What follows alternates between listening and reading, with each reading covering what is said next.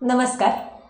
युवा विवेक आयोजित मी आणि पुस्तक ह्या सदरामध्ये मी दिव्या मांजेकर तुम्हा सगळ्यांसोबत सुहास शिरवळकर लिखित समांतर या पुस्तकाविषयी बोलणार आहे. माणसाचं आयुष्य म्हणजे भातुकलीचा खेळच जणू. 2 घडींचा डाव असला तरीही माणसाचं आयुष्य हे इतकं अनपेक्षित असतं ना की बऱ्याचदा परिणामांची चाहूल लागूनही आपण तीच गोष्ट पुढे सुरू ठेवतो. आपलं नशीब आपल्याच हातात असतं अशा विचारांनी आपण झपाटलेले असतो. प्रत्येकाच्या आयुष्यात काही घटना ह्या कमी अधिक प्रमाणात सारख्याच घडतात, पण आपण प्रयत्न केले तर त्यात यशस्वी हो असा फाजील आत्मविश्वासही आपल्यालाच असतो.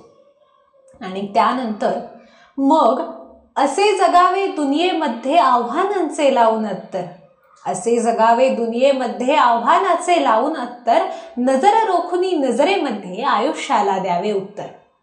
अशा ओळी गुणगुणत आपण स्वतःला प्रोत्साहन देत राहतो. पण मित्रांनो, विचार करा की तुमच्यासारखंच समांतर आयुष्य कुणीतरी जगत आहे किंवा जगून गेलंय, तेव्हा काय कराल? सुहास शिरवळकर लिखित समांतर ही कादंबरी माणसाच्या नशिबाभोवती फिरताना आपल्याला दिसते. ह्याची कथा अशी की कुमार महाजन नामक एक तरुण परिस्थितीने अत्यंत पिचलेला आहे. जिथे जिथे तो उतरलाय तिथे तिथे त्याला अपयशच आलेलं आहे. आणि ह्या सगळ्यामुळेच की काय, तो नास्तिक बनलाय.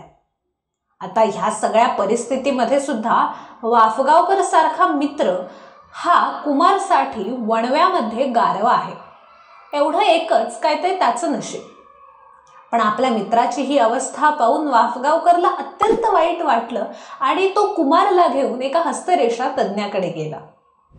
ती भेट कुमारचं आयुष्य अगदी 360 अंशांनी बदलवणारे ठरले. कुमार सोबतच पर्यायाने वाफगावकरचं आयुष्यही त्या एका भेटीमुळे बदललं. मित्रांनो, विज्ञान असं सांगतं की कुणाचाही हात हा जगात मिळता जुळता नसतो. पण अपेक्षेप्रमाणे कुमारच्या आयुष्यात हा एक सिद्धांत देखील खोटाच ठरतो. कारण कुमारचा हात हा सुदर्शन चक्रपाणी नामक एका व्यक्तीच्या हाताशी मिळता जुळता असतो. सुदर्शन देखील स्वामींना भेटायला आलेला असतो आणि कुमारप्रमाणे सुदर्शनलाही स्वामीजींनी त्याचं भविष्य सांगितलेलं नसतं. आता एवढ्या सगळ्या घटना पाहिल्यानंतर कुमारला सुदर्शनला भेटण्याची इच्छा मनात बळावते. पण मग पुढे काय होतं? सुदर्शन आणि कुमारची भेट ही होते का? होते तर ती कशी होते? नेमक्या काय अडचणी येतात आणि भेट होऊन त्यातून निष्पन्न काय होतं?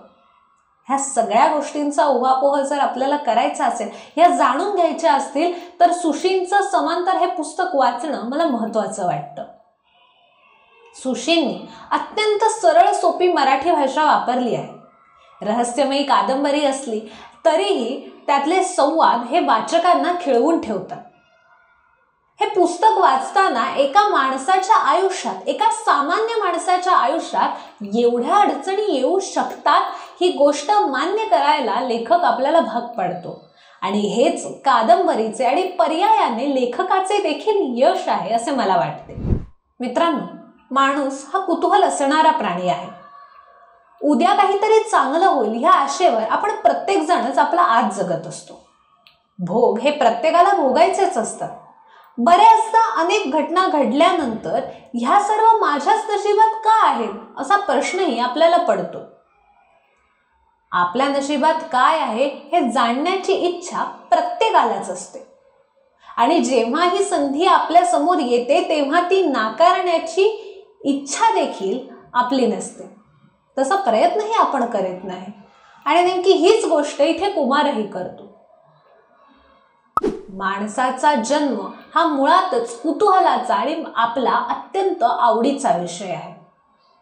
आणि त्यात जर का फिलॉसॉफी आली, नशीब आलं तर चेरी ऑन द टॉप असतं. त्यामुळे अशी असणारी कादंबरी आपण सर्वांनी वाचलीच पाहिजे असं मला वाटतं. धन्यवाद.